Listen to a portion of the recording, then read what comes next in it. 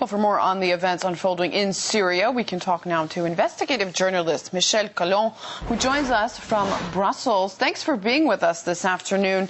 France and Britain are calling on the UN Security Council to condemn the government crackdown against protesters in Syria, saying that President Assad is losing legitimacy. Isn't that the way the military involvement in Libya began?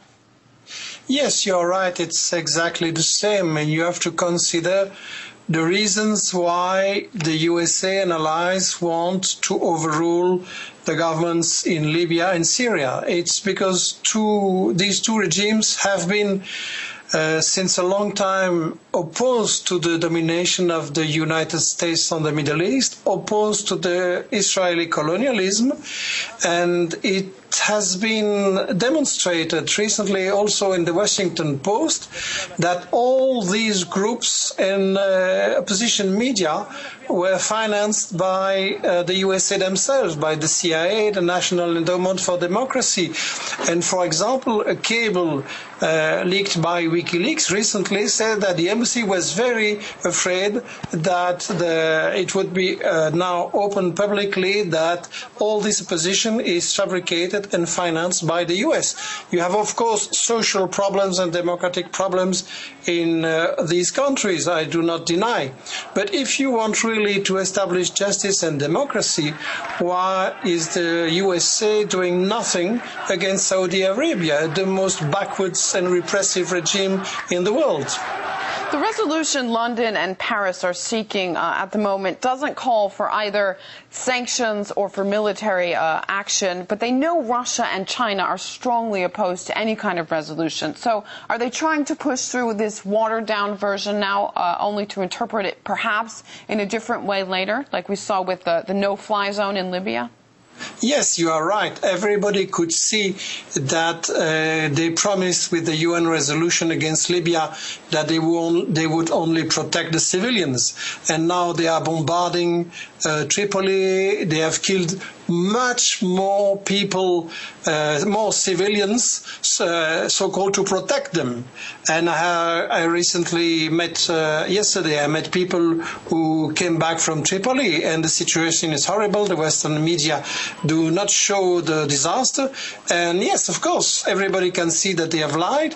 And this resolution was only a pretext. They want to overrule. They want to kill Gaddafi. And now, of course, they see it will be difficult to repeat the same lies. I think the resolution are only a way to increase the tension and to prepare, indeed, future aggressions.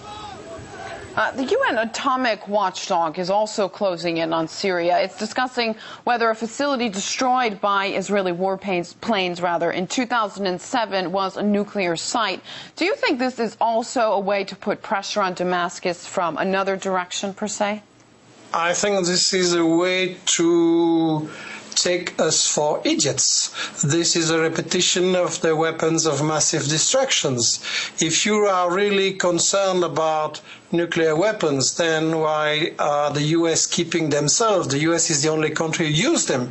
And if you consider the case of the Middle East, this trick has been used already.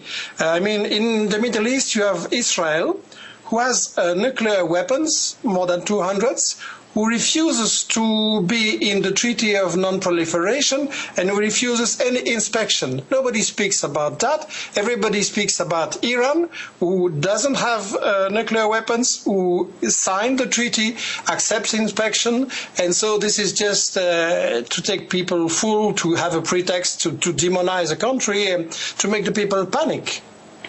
Just briefly, I want to go back to a possible UN resolution on Syria. If the Security Council passes it, what will happen as you see it? Well, it depends, because the aggression against Libya is not successful. They already repeated that Gaddafi had to go, and now some accept that there will be a negotiation. So I don't know how it will. I cannot say how will it the evolution. The fact is that you've got now a big offensive of the United States and the Saudi Arabia. Do not forget that Saudi Arabia is financing paramilitary groups in Syria to provoke tensions. And do not forget that dozens of policemen have been killed by these kind of groups. Saudi Arabia and other Emirates are organizing the privatization of war and coup d'etat, and they are working for the CIA. So do not forget that. And it's difficult to tell who's going to win. On the one side, US is risking to lose its allies, Egypt and others, and on the other side, they try to counterattack to benefit of these evolutions to overrule two regimes that are very resistant to them. Michel Collon, live with us on the line from Brussels, investigative journalist. Thank you very much for your analysis.